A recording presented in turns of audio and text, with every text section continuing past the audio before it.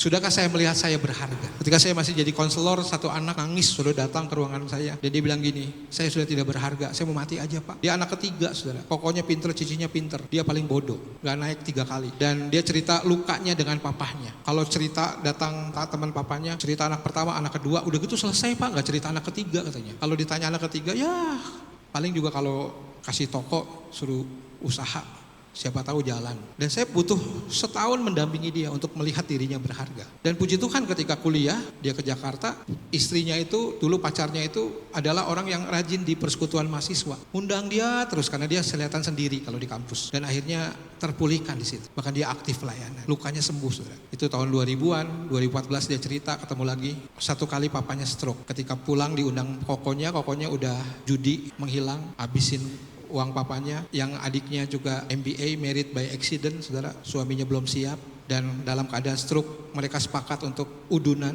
dan papanya ditaruh di daerah Bogor, ada tempat penampungan untuk orang-orang stroke, karena mereka udah gak sanggup ngurus. Dia bilang gini, kok Agus tahu gak cerita Indosiar, Azab?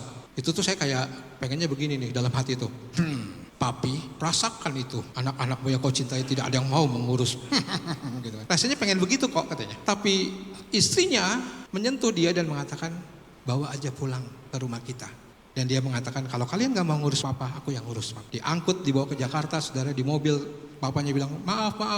Dan dia bilang, sampai nangis, saya udah maafin papa. Entah itu kekuatan dari mana, kata dia. Kok saya bisa melihat dia berharga. Kenapa?